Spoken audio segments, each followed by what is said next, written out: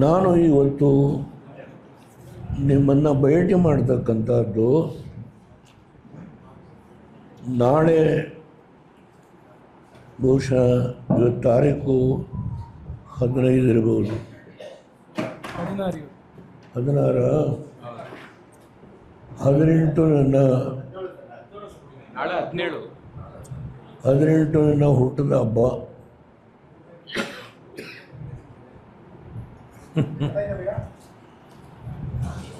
ತೊಂಬತ್ಮೂರು. ನಗ್ತಾ ಇದ್ದೇನೆ ನಿನ್ನ ಜೊತೆ.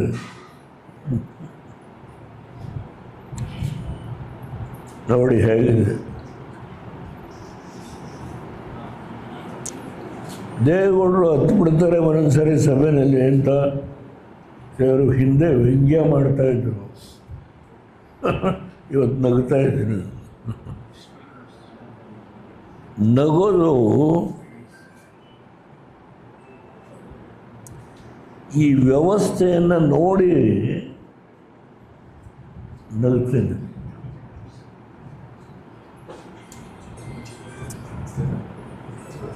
ನನ್ನ ಸ್ನೇಹಿತ ಸಿದ್ದರಾಮಯ್ಯ, ನನ್ನ ಕೊಲೆಗೂ ಒಟ್ಟಿಗೆ ನಾವು ಕೆಲಸ ಮಾಡಿದವರು. ನಾನು ಲಘುವಾಗಿ ಮಾತನಾಡಲ್ಲ.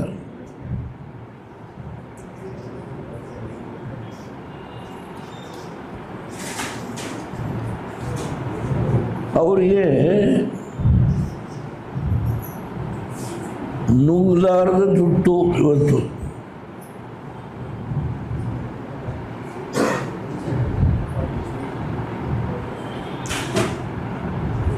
ಇದೇ ಸಂಕಷ್ಟನ ಕುಮಾರಸ್ವಾಮಿನೂ ಅನುಭವಿಸಿದ್ರು ಒಂದು ಕಾಲದಲ್ಲಿ.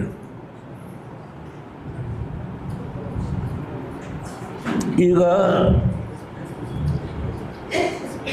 ಕುಮಾರಸ್ವಾಮಿಯವರು ಕೇಂದ್ರದ ಮಂತ್ರಿ ಆಗಿದ್ದಾರೆ. ಇಂಗ್ಲೀಷ್ ಪತ್ರಿಕೆಗಳು ಕೊಡಪ್ಪ, ನಾನೆಲ್ಲ ಪತ್ರಿಕೆಗಳನ್ನು ನೋಡಿದೆ. ಕುಮಾರಸ್ವಾಮಿಯವರಿಗೆ ಮಾಡೋದಕ್ಕೆ ಬೇರೆ ಕೆಲಸ ಇಲ್ಲ. ಪಾಪ ನಮ್ಮ ಮುಖಂಡರುಗಳು ಅಂತ ಹೇಳೋದಿಲ್ಲ, ಅವ್ರಿಗೆ ಮಾಡೋದಕ್ಕೆ ಕೆಲಸ ಇಲ್ಲ. ಯಾವಾಗಲೂ ನನ್ನ ಮೇಲೆ ಡಕನರಳೆ ಕೊಡಪ್ಪ, ಇಲ್ಲೇ ಇದೆ ಅದನ್ನೇ ಇಲ್ಲೇ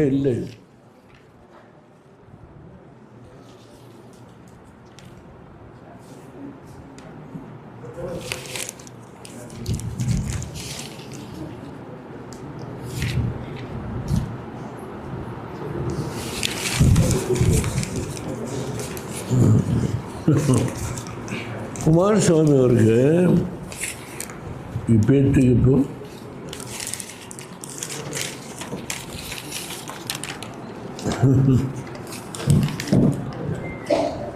ಹೇಳ್ತಾರೆ,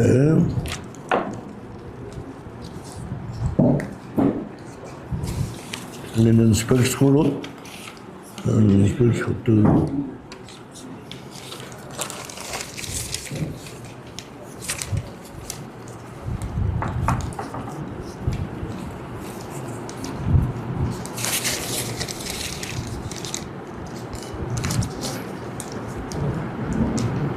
ಕುಮಾರಸ್ವಾಮಿಯವರು ಏನು ಮಾಡಿದ್ರೋ ಅದನ್ನೇ ನಾನು ಮಾಡ್ತಾ ಇದ್ದೇನೆ ಅಂತ ಹೇಳಿ ಅವರು ಹೇಳಿದ್ದಾರೆ. ಅದನ್ನು ಓದಬೇಕಾದಿಲ್ಲ, ತಗೋ, ಎಲ್ಲ ಪೇಪರ್ಸಲ್ಲಿದೆ. ಕುಮಾರಸ್ವಾಮಿ ಏನು ಮಾಡಿದ್ರೋ ಅದನ್ನೇ ನಾನು ಮಾಡ್ತಾ ಇದ್ದೀನಿ ಅಂತ ಹೇಳಿದ್ದಾರೆ.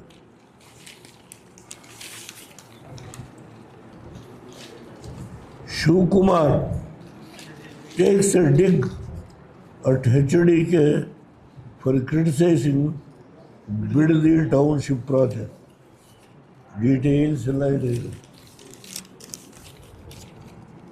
ನಾನು ಎಲ್ಲ ಪೇಪರ್ ನೋಡಿದ್ದೀನಿ. ಹೌದು,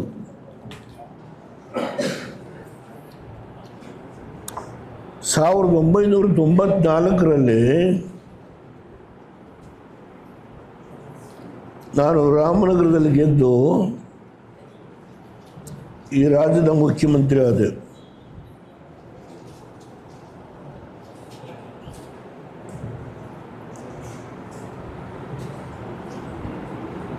ಆ ಜನತೆ ಕೊಟ್ಟ ಆಶೀರ್ವಾದ ಬಲ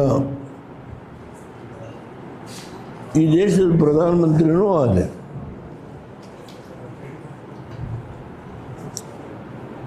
ನಾನು ಆ ರಾಮನಗರಕ್ಕೆ ಏನು ಮಾಡಿದ್ದೇನೆ,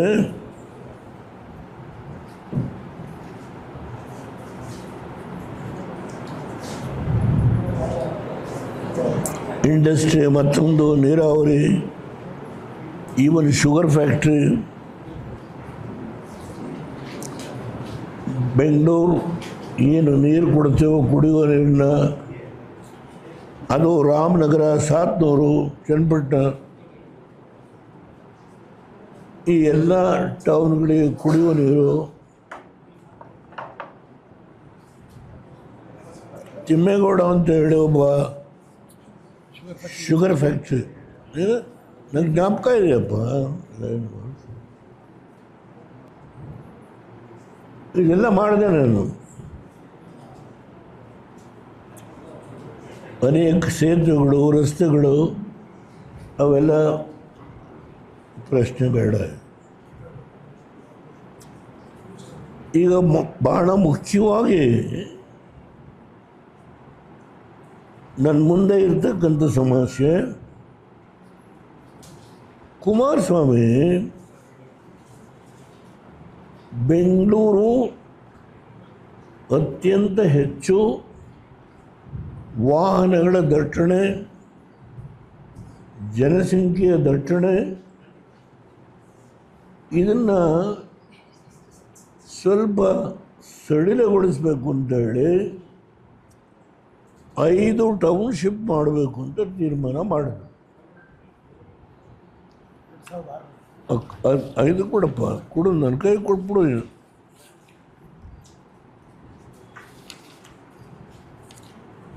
ಇಲ್ಲಿದೆ ಅದರ ಕಾಪಿ. ಇದನ್ನು proceedings of the government of Karnataka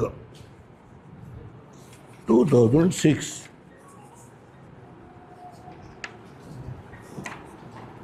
ಇಲ್ಲಿದೆ.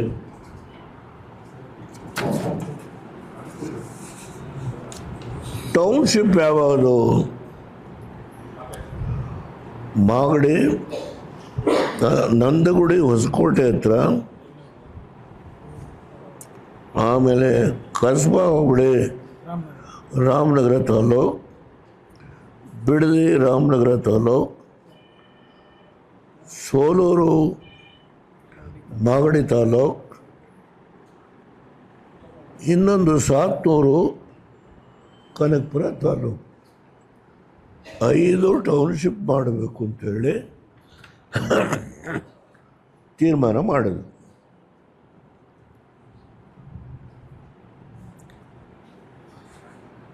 ಅದಕ್ಕೆ ಒಂದು ಕಂಪನಿಯವರು 400 ಕೋಟಿ ಡಿಪಾಸಿಟು ಮಾಡಿದ್ರು ರಾಮನಗರಕ್ಕೆ, ಬಿಗಡದಿಗೆ. ವಿಶೇಷವಾಗಿ ಒಂದು ಪ್ರಾಜೆಕ್ಟನ್ನು ಅವ್ರ ಪ್ರಪೋಸಲ್ ಕೊಟ್ಟು 400 ಕೋಟಿ ಹಣ ಕೂಡ ಅವರು ಡಿಪಾಸಿಟ್ ಮಾಡಿದರು. ಇವರು ಭೂಮಿನ ಅಕ್ವೈರ್ ಮಾಡೋದಕ್ಕೆ ನೋಟಿಫಿಕೇಶನ್ ಮಾಡಲಿಲ್ಲ. ಸರ್ಕಾರದ ಒಂದು ನಿರ್ಣಯ ಮಾಡಿದರು. ಆಗ ಸತ್ಯ ಸಂಶೋಧನೆಯ ಒಂದು ಸಮಿತಿ, ಕಾಂಗ್ರೆಸ್ನವ್ರದ್ದು, ಈ ಭೂಮಿಯೆಲ್ಲ ಕುಮಾರಸ್ವಾಮಿ ಹೊಡೆಯೋಕೆ ಹೊರಟಿದ್ದಾನೆ ಅಂತೇಳಿ ಸತ್ಯ ಸಂಶೋಧನೆಯ ಸಮಿತಿ ಎಲ್ಲ ಕಡೆ ಹೋದರು. ರೈತರನ್ನ ಎತ್ತುಗಡೆ ಕಟ್ಟಿದರು. ಇನ್ನು ನಿಮ್ಮ ಭೂಮಿಯೆಲ್ಲ ಅಕ್ವೈರ್ ಮಾಡ್ಕೊಂಡು ಮುಳುಗಿಸ್ತಾರೆ, ಇವನಿಗೆ ನೀವು ಓಟ್ ಕೊಟ್ರಿ ಅಂತ ಹೇಳಿ ಎತ್ತುಗಡೆ ಕಟ್ಟಿದರು. ಆಗ ಈ ಬಿಡದಿ ಜನ ಕೂಡ ಕುಮಾರಸ್ವಾಮಿಯವ್ರ ಹತ್ರ ಬಂದು, ನಾವು ಇದರಿಂದ ಬದುಕ್ತಾ ಇದ್ದೀವಿ, ನೀವು ನಮಗೆ ತೊಂದರೆ ಮಾಡ್ತಾ ಇದ್ದೀರಿ, ನಿಮ್ಮ ಅಪ್ಪನ ಗೆಲ್ಲಿಸ್ಕೊಟ್ವಿ, ನಿಮ್ಮನ್ನು ಗೆಲ್ಲಿಸಿದ್ದೀವಿ, ನೀವು ನಮ್ಗೆ ಅನ್ಯಾಯ ಇದಕ್ಕೆ ವಿಶೇಷವಾಗಿ ಆ ಕಂಪನಿ ಯಾವುದು, ಡಿ ಎಮ್ ಕೊಡೋದು, ಅನೌನ್ಸ್ ಮಾಡೋದು ಸರಿಯಾಗಿ ಅನೌನ್ಸ್ ಮಾಡ್ತೀವಿ. ಬಂದೆ ಎಲ್ಲಪ್ಪ ಒಂದು ಕನ್ನಡಕ ಹಾಕುವ ಸರಿಯಾಗಿ ಅನೌನ್ಸ್ ಮಾಡೋದು ನಾನು.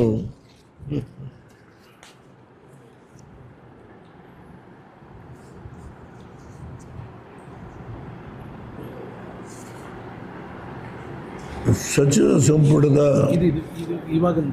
ಬಂದು ಇಲ್ಲಿ ಕಂಪನೀಸ್ DLF ಅಂತ DAM ಕೊಡುವುದು. DLF ಡೆಲ್ಲಿ ಬೇಸ್, ಡೆಲ್ಲಿ ಬೇಡ ಅವರು. ಆ ಕಂಪನಿ 400 ಕೋಟಿ ಕೂಡ ಡಿಪಾಸಿಟ್ ಮಾಡಿದ್ರು. ಈ 4 ಟೌನ್ಶಿಪ್ಪಲ್ಲಿ ಬಿಡದಿಗೆ ಕುಮಾರಸ್ವಾಮಿಯವರು ಆ ಕಂಪನಿಗೆ 400 ಕೋಟಿ ರೂಪಾಯಿ ಅವರು ಇನ್ವೆಸ್ಟ್ ಮಾಡಿ ಅವರು ಒಂದು ಪ್ರಾಜೆಕ್ಟ್ ರಿಪೋರ್ಟ್ನ ಸಬ್ಮಿಟ್ ಮಾಡುತ್ತಾರೆ. ಅದು ದೊಡ್ಡ ಪ್ರಮಾಣದ ಪ್ರಾಜೆಕ್ಟ್ ರಿಪೋರ್ಟು, ಸುಮಾರು ಒಂದು ಟೌನ್ಶಿಪ್ನೇ ಮಾಡಬೇಕು ಅಂತೇಳಿ ಮಾಡ್ತಾರೆ. ಜನ ಎಲ್ಲ ತುಂಬ ಅವರ ನೋವನ್ನು ಹೇಳಿಕೊಂಡು, ದಯಮಾಡಿ ನಾವು ರೇಷ್ಮೆ ಬೆಳೀತಾ ಇದ್ವಿ, ಕಬ್ಬು ಬೆಳೀತಾ ಇದ್ವಿ, ಹೈನುಗಾರಿಕೆ ಆಗ್ತಾಯಿದೆ, ನಾವು ಬದುಕ್ತಾ ಇದ್ದೀವಿ, ನಮಗೆ ನೋವು ಮಾಡಬೇಡಿ ಅಂತ ಹೇಳಿ ನಿಮ್ಮ ತಂದೆಯವ್ರಿಗೆ ಓಟ್ ಕೊಟ್ವಿ, ನಿಮಗೆ ಓಟ್ ಕೊಟ್ವಿ. ಅಲ್ಲಿಗೆ ಕುಮಾರಸ್ವಾಮಿಯವರು ಗೆಜೆಟ್ ನೋಟಿಫಿಕೇಷನ್ ಮಾಡಿ ಆ ಭೂಮಿನ ತಗೊಳ್ಳೋದನ್ನು ಕೈ ಬಿಡ್ತಾರೆ ಎಲ್ಲ ಕಡೆ. ಈಗ 5 ಟೌನ್ಶಿಪ್ಗಳದ್ದು ಕೈ ಬಿಡ್ತಾರೆ. ಇದು ಕೇವಲ ಬಿಡದಿ ಅಂತ ಅಲ್ಲ, 5 ಟೌನ್ಶಿಪ್ದು ಕೈ ಬಿಡ್ತಾರೆ. ಸರಿ ತಾನೇ? ಈಗ ಪಾಪ ಹೊಸ ಯೋಜನೆಗಳು, ಬೆಂಗಳೂರಿನ ಜವಾಬ್ದಾರಿ, ನೀರಾವರಿ ಜವಾಬ್ದಾರಿ, ಒಂದು ರಾಷ್ಟ್ರೀಯ ಪಕ್ಷದ ಅಧ್ಯಕ್ಷ ಸ್ಥಾನದ ಜವಾಬ್ದಾರಿ, ಇದೆಲ್ಲ ಹೊತ್ತಿರ್ತಕ್ಕಂಥ ಸಂದರ್ಭದಲ್ಲಿ ಆಮೇಲೆ ಈಗ ಮುಖ್ಯಮಂತ್ರಿ ಆಗಬೇಕು ಅನ್ನೋದು ಅದೇನೋ ಒಡಂಬಡಿಕೆ ಆಗಿದೆ ಅಂತೇಳಿ ಬೆಳಗಿಂದ ಸಾಯಂಕಾಲದವರೆಗೂ ಅದು ನಿಮ್ಗಳ ಮುಂದೆ ಒಂದು ಮನೋರಂಜನೆ ಕಾರ್ಯಕ್ರಮ ನಾವು ನೋಡ್ತಾ ಇರ್ತೇವೆ. ಅದು ಒಂದು ಕಡೆ. ಇಲ್ಲಿ ಇವರು ಈ ಜನ ಏನಿದ್ದಾರೆ ಅವರು ಕಣ್ಣೀರಿನಲ್ಲಿ ಕೈ ತೊಳಿತಾ ಇದ್ದಾರೆ. ಇವತ್ತು ಹೋಗಿ ನೋಡಬೇಕಲ್ಲಿ ಹೈನುಗಾರಿಕೆ ಒಂದು ಪರ್ ಡೇ ಎಷ್ಟು ಹಾಲು ಉತ್ಪಾದನೆ ಮಾಡ್ತಾ ಇದ್ದಾರೆ? ತಿಂಗಳಿಗೆ 50,000 ಲೀಟ್ರು ಪರ್ ಡೇ. 50,000 ಲೀಟ್ರ್ ಹಾಲನ್ನು ಈ ಒಂದು ಪ್ರದೇಶದಲ್ಲಿ ಪರ್ ಡೇ 50,000 ಲೀಟ್ರ್ ಹಾಲು. ತಿಂಗಳಿಗೆ 6ರಿಂದ 7 ಲಕ್ಷ. ಅದರ ಜೊತೆಗೆ ರೇಷ್ಮೆ, ಕಬ್ಬು, ಕುಮಾರಸ್ವಾಮಿಯವರು ಏನು ಅಲ್ಲಿ ಹರಿಯುವ ಒಂದು ವೃಷಭಾವತಿ ನದಿ ವೃಷಭಾವತಿ ವ್ಯಾಲಿ ಇದೆಯಲ್ಲ, ನೀರಿನ ಜಲಾಶಯ. ಅದರಿಂದ ಈ ಎಲ್ಲ ಹಳ್ಳಿಗಳಿಗೆ ನೀರು ಕೊಡ್ತಕ್ಕಂಥದ್ದಕ್ಕೆ 2018 ಕೋಟಿ 250 ಕೋಟಿ ಹಾಂ 250 ಕೋಟಿ 250 ಕೋಟಿ ಆ ಕಾಲದಲ್ಲಿ 2006-7ರಲ್ಲಿ ಪ್ರತಿ ಹಳ್ಳಿಗೆ ನೀರು ಕೊಟ್ಟಿದ್ದಾರೆ. ಈ ಗ್ರಾಮಗಳಿಗೆ ಆನಂದವಾಗಿ ಬೆಳೀತಾ ಇದ್ದಾರೆ. ಇದನ್ನು ಅಕ್ವೈರ್ ಮಾಡಬೇಕು ಅನ್ನೋದು ನಮ್ಮ ಈ ರಾಷ್ಟ್ರದ ರಾಜಕೀಯ ಪಕ್ಷದ ಘನ ಅಧ್ಯಕ್ಷರು, ಬೆಂಗಳೂರಿನ ಅಭಿವೃದ್ಧಿಯ ಜವಾಬ್ದಾರಿ, ನೀರಾವರಿ ಜವಾಬ್ದಾರಿ ಹೊತ್ತಿರೋ ವ್ಯಕ್ತಿ. ಅದಕ್ಕೆ ಹಣ ಹೇಗೆ ಕೂಡಿಸ್ತೀವಿ ಅದೆಲ್ಲ ಹೇಳಿದ್ದಾರೆ. ಅದರ ಬಗ್ಗೆ ನಾನು ಈಗ ವಿವರ ಹೇಳಕ್ಕೆ ಹೋಗಲ್ಲ. ಈ ರಾಜ್ಯದಲ್ಲಿ ನಾನು ಗೊತ್ತಿಲ್ಲ ನನಗೆ, ಈ ಬಿಡದಿ ಜಮೀನಿಗೆ ಸಂಬಂಧಪಟ್ಟಂತೆ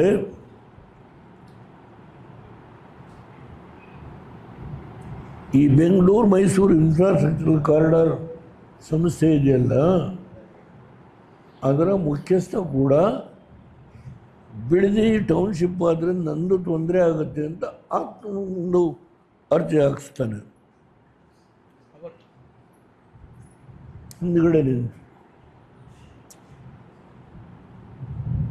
ಆ ಕಂಪ್ನಿ ಏನಾಗಿದೆ ಅನ್ನೋದ್ರ ಬಗ್ಗೆ ನಾನು ವಿಶ್ಲೇಷಣೆ ಮಾಡಲಿಕ್ಕೆ ಹೋಗಲ್ಲ. ಹೈಕೋರ್ಟಲ್ಲಿ ಒಂದು ಜಡ್ಜ್ಮೆಂಟ್ ಕೊಟ್ಟಿದ್ದಾರೆ.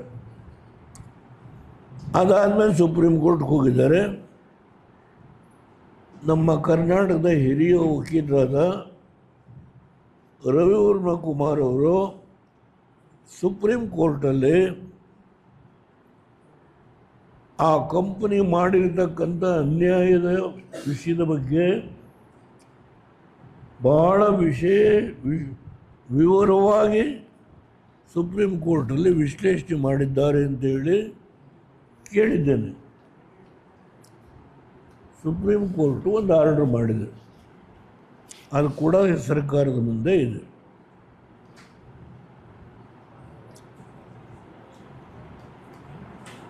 ಅದರ ಬಗ್ಗೆ ಕೂಡ ಕ್ರಮ ತಗೊಳ್ಳೋದಕ್ಕೆ ಮುಖ್ಯಮಂತ್ರಿಗಳಿಗೆ ನಾನು ಕಾಗದ ಬರೆದಿದ್ದೆ. ಅವ್ರಿಗೆ ಈ ಬೆಂಗಳೂರಿನ 5 ಭಾಗಗಳಾಗಿ ಮಾಡಿದ್ದಾರಲ್ಲ, GBA 5 ಕಾರ್ಪೊರೇಷನ್, ಅದು ರಾಮನಗರನೂ ಒಂದು ಕಾರ್ಪೊರೇಷನ್ ಇರಬೇಕೇನು. ಅದೆಲ್ಲ ಹೊಣೆಗಾರಿಕೆ ನಮ್ಮ ರಾಷ್ಟ್ರೀಯ ಪಕ್ಷದ ಅಧ್ಯಕ್ಷರು, ಬೆಂಗಳೂರು ಡೆವಲಪ್ಮೆಂಟ್ ಅಥಾರಿಟಿ ಅಧ್ಯಕ್ಷರು, BDA ಎಲ್ಲ ಅವ್ರದ್ದೇ. ಈ ಮೊನ್ನೆ ಒಂದು ಜಡ್ಜ್ಮೆಂಟ್ ಆಯಿತು, ಅದು ಯಾವುದೋ ಇಲ್ಲಿ ಯಾವುದೋ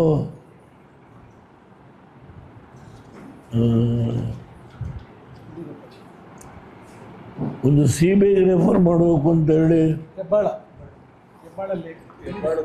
ಹೆಬ್ಬಾಳದ್ದು ಅದೊಂದು ಜಡ್ಜ್ಮೆಂಟ್ ಆಯಿತು. ಇದು ಏನಾಗಿದೆ ಅಂದರೆ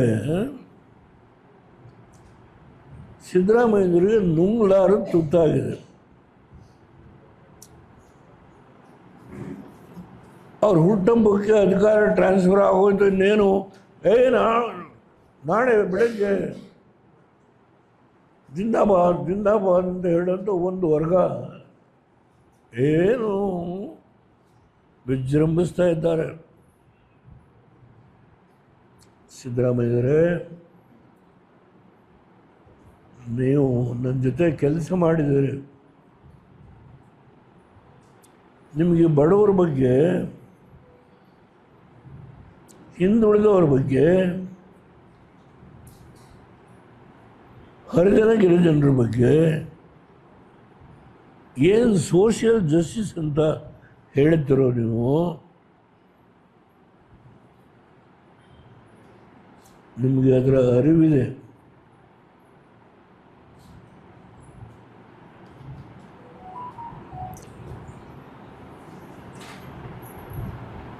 ಎಲ್ಲೋ ಕೂತು ಮಾತಾಡಿದ್ವಿ, ಅದರಿಂದ ಅಧಿಕಾರ ಟ್ರಾನ್ಸ್ಫರ್ ಆಗಬೇಕು ಅಂತ ಅದೆಲ್ಲೋ ಕತೆ ನಡೀತಾ ಇದೆ. ಅದು ನಂಗೆ ಸಂಬಂಧ ಇಲ್ಲ. ಅದ್ಯಾವುದೋ ಹೈಕಮಾಂಡು ಹೈಕಮಾಂಡು ವಿಷಯ. ಆದರೆ ಅದೇ ರಾಹುಲ್ ಗಾಂಧಿ ಮನಮೋಹನ್ ಸಿಂಗ್ ಪ್ರಧಾನಮಂತ್ರಿ ಆಗಿದ್ದಾಗ ಲ್ಯಾಂಡ್ ಅಕ್ವಿಸಿಷನ್ ಬಗ್ಗೆ ಒಂದು ಕಾನೂನು ತಂದಿದ್ದಾರೆ UPA ಗೌರ್ಮೆಂಟಲ್ಲಿ. ನಾನು ಅದ್ರ ಬಗ್ಗೆ ಪತ್ರ ಬರೆದಿದ್ದೇನೆ, ಕರ್ನಾಟಕದಲ್ಲಿ ಏನು ನಡೀತಾ ಇದೆ ಅಂತೇಳಿ. ಹೇಗೆ ಸುಮಾರು 20,000 ಎಕರೆ ಭೂಮಿನ ಯಾರ್ಯಾರು ವಶದಲ್ಲಿದೆ ತನಿಖೆ ಮಾಡಿ ಅಂತ ಪತ್ರ ಬರೆದಿದ್ದೇನೆ.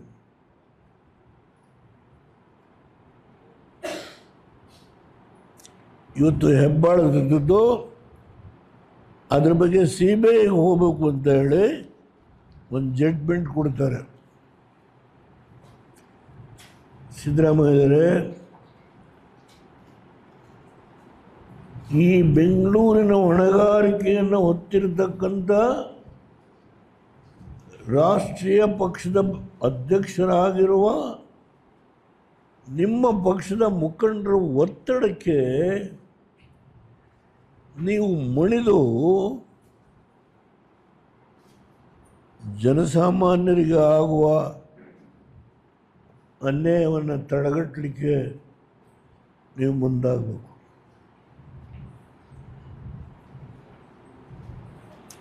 ನನಗೆ ನನ್ನ ಮುಂದೆ ಇರೋದು ಯಾವ ಬಿಡದಿಯ ಜನ ಇವತ್ತು ಕಣ್ಣೀರಲ್ಲಿ ಕೈ ತೊಳಿತಾ ಇದ್ದಾರೆ. ಯಾರು ಅವ್ರ ಹತ್ರ ಹೋಗಿ ನೋಡಿರೋರು? DC ಹೋಗಿದ್ದಾರಾ? ಅವ್ರು ಕೂತ್ಕೊಂಡು ಅಳ್ತಾ ಇದ್ದಾರೆ, ಅಲ್ಲಿ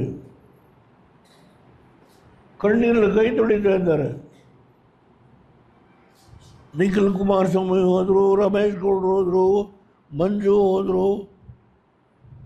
ಏನು ಎಲ್ಲ ಹೋರಾಟ ನಡೀತು. ಅಲ್ಲಿಯ ಶಾಸಕರು ಹೋಗಲ್ಲ ಅಲ್ಲಿಗೆ.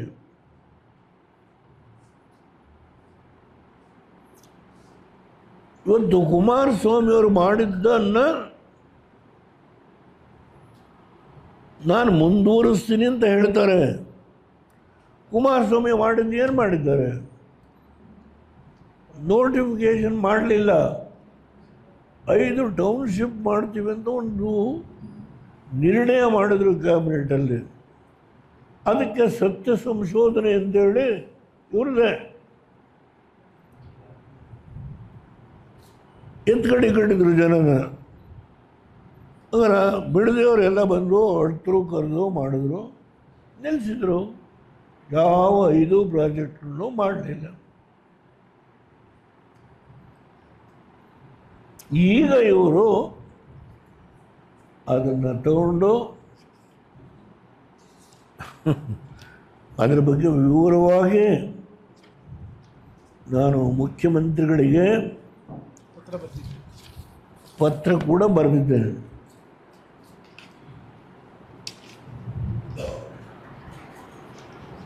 ನಾನು ಬಹುಶಃ ನಾಡಿದ್ದು ನಂದು ಹುಟ್ಟುಹಬ್ಬ.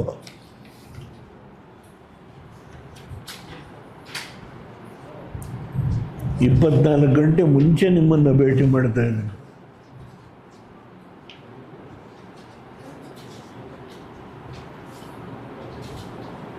ಹತ್ತೊಂಬತ್ತನೇ ತಾರೀಕು ಅಥವಾ 20ನೇ ತಾರೀಕು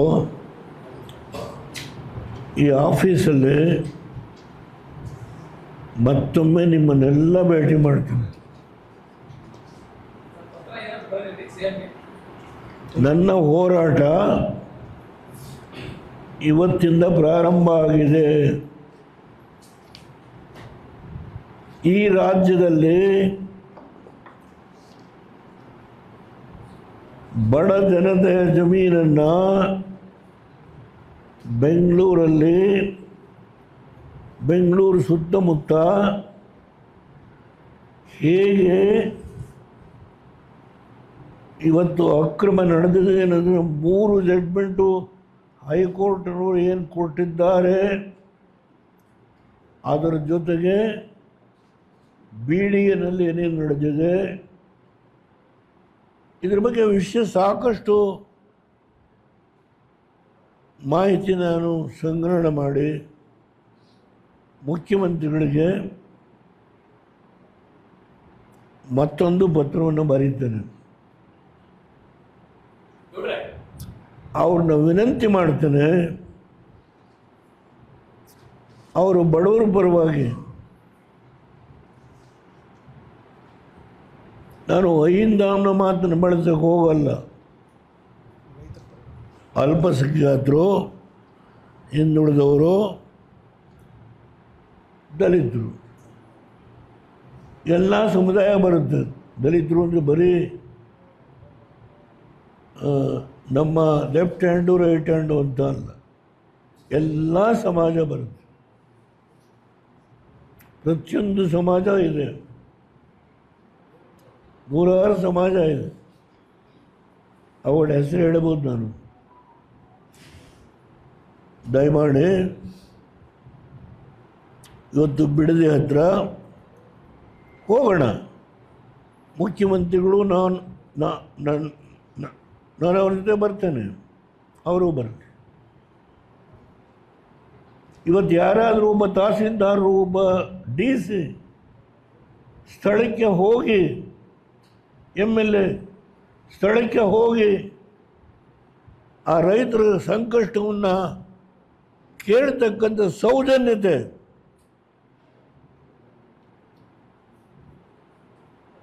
ಯಾರಾದರೂ ಮಾತಾಡಿದರೆ ಅರೆಸ್ಟ್ ಮಾಡ್ತೀವಿ, ನಿಮ್ಮನ್ನು ಒಳಗಾಗ್ತೀವಿ. Be careful. ಪೊಲೀಸ್ ನಮ್ಮ ಕೈಲಿದೆ. ಈ ಥ್ರೆಟನಿಂಗು ಹೌದಾ, 65 ವರ್ಷ 1962 ನಾನು ಅಸೆಂಬ್ಲಿಗೆ ಎಂಟ್ರಾದೆ. ಈಗ 2026 ಸುದೀರ್ಘ ರಾಜಕಾರಣ, ಬರೀ ಹೋರಾಟ. ಸಿದ್ದರಾಮಯ್ಯರಿಗೆ ಗೊತ್ತಿದೆ. ನಾನು ಮಿನರ್ವಾ ಮಿಲ್ಸ್ ಪ್ರಶ್ನೆ ಬಂದಾಗ ದೇವರಾಜ ಮನೆ ಮುಂದೆ ಧರಣ ಕೂತೆ ನಾನು.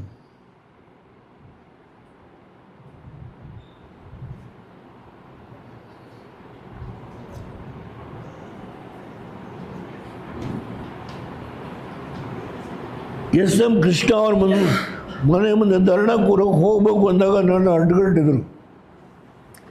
ಅದು ಒಂದು ದೊಡ್ಡ ಇತಿಹಾಸ. ಕೊನೆಗೆ ಪೊಲೀಸ್ ಅಧಿಕಾರಿಗಳು ಅಲ್ಲಿ ಮಾತಾಡಿ, ಇಲ್ಲಿ ಮಾತಾಡಿ, ಅಲ್ಲಿ ಮಾತಾಡಿ, ನಾನೇನು ಹೇಳಿದ್ದೆ ಅದನ್ನು ಆ ಆರ್ಡರ್ ಜಾರಿ ಕೊಟ್ಟರು. ನಾನು ಹಿಂದಕ್ಕೆ ಹೋದೆ. ಒಂದು ಕಾಲದಲ್ಲಿ ಯಡಿಯೂರಪ್ಪನ ಮನೆ ಮುಂದೂ ನಾನು ಧರಣ ಕೂತಿದ್ದೇನೆ. ಒಂದು ಕಾಲದಲ್ಲಿ ನನ್ನ ಸ್ನೇಹಿತರು ಸಿದ್ದರಾಮಯ್ಯ, ನಾನು ಆ ಮಟ್ಟಕ್ಕೆ ಹೋಗೋದಿಲ್ಲ. ಅವ್ರಿಗೆ ವಿನಂತಿ ಮಾಡ್ತಾನೆ, ಈ ವಿಷಯನ ದಯಮಾಡಿ ಲಘುವ ತಗೋಬೇಡಿ. ನೀವು ನಾನು ಮತ್ತೊಂದು ಪತ್ರವನ್ನು ವಿವರವಾಗಿ ಏನು ನಡೆದಿದೆ, ಏನು ನಡೀತಾ ಇದೆ, ಇದೊಂದು ದಂಧೆ.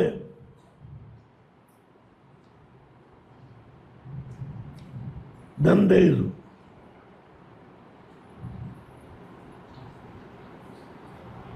ಯಾವ ಸಂದರ್ಭದಲ್ಲಿ ಎಷ್ಟೆಷ್ಟು ಭೂಮಿಗಳನ್ನು ರೈತರ ಹತ್ರ ತಗೊಂಡು ಅದಕ್ಕೆಷ್ಟು ಕಾಂಪನ್ಸೇಷನ್ ತಗೊಂಡಿದ್ದಾರೆ.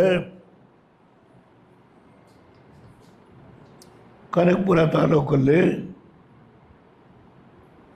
ಎಲ್ಲ ಮಾಹಿತಿ ಇದೆ. ಇದೊಂದಂದೆ. ಅದರಿಂದ ಮುಖ್ಯಮಂತ್ರಿಗಳು ಇದನ್ನೆಲ್ಲ ಸಹಿಸ್ಕೊಂಡು ಬರ್ತಾ ಇದ್ದಾರೆ. ಒಂದು ಕಡೆ ಹೈಕಮಾಂಡ್ ಒತ್ತಡ, ಒಂದು ಕಡೆ ಇವ್ರದ್ದು ನಾವೆಲ್ಲೋ ಮಾತಾಡಿದ್ವಿ, ಅದು ಎಲ್ಲಿ ಮಾತಾಡಿದ್ರು ಎಲ್ಲ ಬಿಟ್ಟು ನಿಗೂಢವಾದ ಸಮಸ್ಯೆ. ಅದ್ರ ಬಗ್ಗೆ ಹೈಕಮಾಂಡ್ ಮುಂದೆ ಚರ್ಚೆ, ನನಗೆ ಸಂಬಂಧ ಇಲ್ಲ ಅದು. ಆದರೆ ಇಂಥ ಮಹಾನುಭಾವ ಇವತ್ತೇನು ನಡೆಸ್ತಾ ಇದ್ದಾರೆ, ಇದರ ಬಗ್ಗೆ ಈ 3 ಜಡ್ಜ್ಮೆಂಟ್ಗಳು ಬಂದವರಲ್ಲ, ಈ ಸಂದರ್ಭದಲ್ಲಿ ಇವರು ಬೆಂಗಳೂರಿನ ಹಿತವನ್ನು ರಕ್ಷಣೆ ಮಾಡೋರು, ಬಡವರ ಹಿತವನ್ನು ರಕ್ಷಣೆ ಮಾಡೋರು. 5 ಕಾರ್ಪೊರೇಷನ್, ಅದಕ್ಕೆ 5 ಜನ ಮುಖ್ಯಸ್ಥರು ಏನು ವಿಜೃಂಭಿಸ್ತಾ ಇದ್ದಾರೆ. ಅದರಿಂದ ಮತ್ತೆ ನಿಮ್ಮನ್ನು ನಾನು ಸಿದ್ದರಾಮಯ್ಯರಿಗೆ ಪತ್ರ ಬರೆದಾದಮೇಲೆ ಬಹುಶಃ 18 ನನ್ನ ಏನೋ ವರ್ಷಕ್ಕೊಂದು ಸಾರಿ ದೇವರ ಪೂಜೆ ಅಂತೆಲ್ಲ ಮಾಡ್ತಾರೆ. 19 ಅಥವಾ 20 ಮತ್ತೆ ಈ ಆಫೀಸಲ್ಲಿ ನಾವು ನೀವೆಲ್ಲ ಸೇರೋಣ. ದೃಷ್ಟಿ ಮಾಧ್ಯಮ, ಅಚ್ಚು ಮಾಧ್ಯಮ,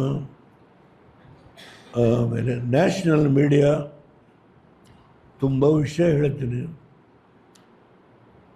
ಆವತ್ತು ಸಾಕಷ್ಟು ಕಾಲ ನಿಮ್ಮ ಜೊತೆ ಕಳೀತೇನೆ. ಈ ರಾಜ್ಯಕ್ಕೆ ಇಂಥ ಒಂದು ಕೆಟ್ಟ ಸ್ಥಿತಿ ಏನಿದೆ, ಇದಕ್ಕೆ ಒಂದು ಅಂತಿಮವಾದಂಥ ತೀರ್ಮಾನಕ್ಕೆ ಬರಬೇಕು. ನಾನು ಜೀವನದಲ್ಲಿ ಬಡವರ ಪರವಾಗಿ ಹೋರಾಟ ಮಾಡಿದ್ದೇನೆ. ಇದರಲ್ಲಿ ಯಾವ ದಾಕ್ಷಿಣ್ಯ ಇಲ್ಲ. ನನ್ನ ಈ ಜೀವನದ ಕೊನೆ ಘಟ್ಟದಲ್ಲಿ ಹೋರಾಟ ಮಾಡುವಾಗ ಮುಂದೆ ಏನಾಗ್ಬೋದು ಅಂತ ಯೋಚನೆ ಮಾಡಲ್ಲ. ನನ್ನ ಆರೋಗ್ಯದ ಬಗ್ಗೆ ಕೂಡ ದಯಮಾಡಿ ಪ್ರತಿಯೊಬ್ಬರಲ್ಲೂ ನಿಮ್ಮಲ್ಲಿ ವಿನಂತಿ ಮಾಡ್ತೇನೆ. While concluding, I am going to meet again, mostly on 20th, with all details pertaining to the Bidadi project as well as the other projects where the vested interests are playing their own game for their self-interest and to make sufficient income out of that. I will give all details. There is no hesitation. I am prepared to fight the battle at this stage. Kumaraswamy is a central minister. He can't now suddenly take a decision to resign and come back to fight the battle. If you want to take any developmental work, the government is not interested to provide any land here. That is a separate issue. I don't want to mix matters. Particularly, I want to take these issues, particularly on land grabbing, where certain judgments by the High Court and the Supreme Court, all these things are there. which comes within the ambit of these 5 corporations. That is very important. Which comes within the ambit of these 5 corporations, where the so-called Congress leader is the president and is the leader of the development authority, irrigation, this, that, all these things. I will meet you again on 20th. We will have a detailed discussion on this issue. With these words, today,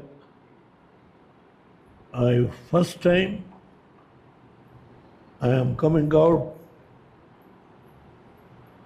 with certain firm conviction, even though my age is 93, I am not bothered. I have born as a son of a farmer, a small farmer. My father is not a rich man, a small farmer. I will fight for the cause of the farmers. With these words, I will conclude today. If any inconvenience for our colleagues, electronic media and the print media, even to serve this light lunch, if Ramesh Gowda made any mistake, please pardon me today. With these words, thank you very much. We'll meet on 20th. Sir, is there any good news for your birthday, sir, regarding the Rajya Sabha re-entry, sir? Sir, is there any good news for your birthday, sir, regarding the Rajya Sabha re-entry? There is more discussion regarding the Rajya Sabha entry, sir.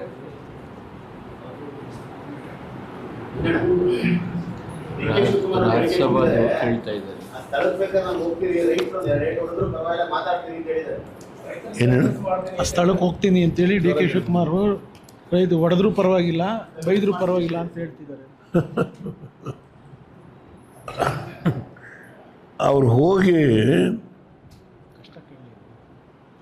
ರೈತರು ಹತ್ರ ಹೊಡೆಸ್ಕೊಂಡು ಬರ್ತಾರಲ್ಲ, ಆಮೇಲೆ ಮಾತಾಡೋಣ.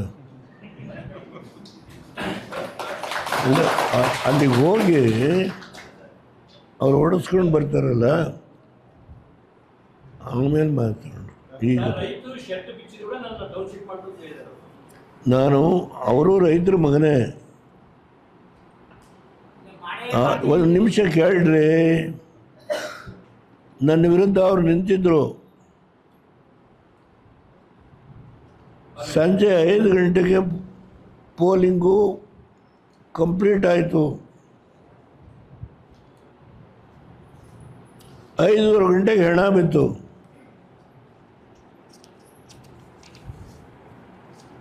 ಒಂದು 2,000 ಜನ ಹೆಣ ಮಧ್ಯೆ ಬಿದ್ದಿದೆ.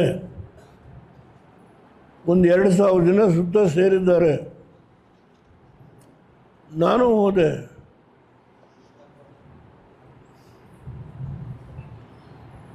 No police, no police.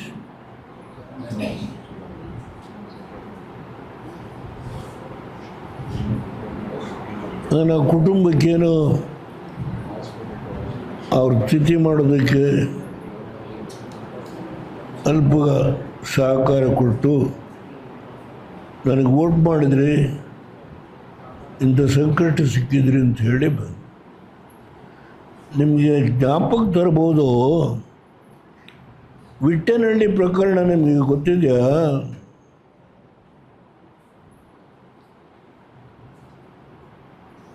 ಹೆಣ ತಗೊಂಡೋಗಿ ನಾನೇ ದಫನ್ ಮಾಡಿಸ್ದೆ. ಸ್ಟಾರ್ಟ್ ಆಗುತ್ತೆ. ಸಿದ್ದರಾಮಯ್ಯನವರೇ, ನೀವು ಬಡವರ ಪರವಾಗಿ ಹೋರಾಟ ಮಾಡೋರು, ನಿಮ್ಮ ಕಷ್ಟ ನನಗೆ ಗೊತ್ತಿದೆ. ಆದರೆ ನೀವು ಯಾವಾಗ ಬಡವರ ಪರವಾಗಿ ಹೋರಾಟ ಮಾಡ್ತೀರೋ ಏನೇ ಸಂಕಷ್ಟ ಬಂದರೂ ಅದನ್ನು ಎದುರಿಸಿ ನಿಲ್ಲುವ ಸಾಮರ್ಥ್ಯ ನಿಮಗೆ ಇದೆ ಅಂತ ಹೇಳಿ ನಾನು ಭಾವಿಸಿ ನಿಮಗೆ ಮತ್ತೊಂದು ಪತ್ರವನ್ನು ಬರೀತೇನೆ. ದಯಮಾಡಿ ನೀವು ಕ್ರಮ ತೆಗೆದುಕೊಳ್ಬೇಕು ಅಂತೇಳಿ ವಿನಂತಿ ಮಾಡ್ತೇನೆ. ಮತ್ತೆ ಮಾಧ್ಯಮ ಸ್ನೇಹಿತರನ್ನ 20 ತಾರೀಕು ಭೇಟಿ ಮಾಡ್ತೇನೆ. ನಿಮ್ಮೆಲ್ಲರಿಗೂ ನಮಸ್ಕಾರ.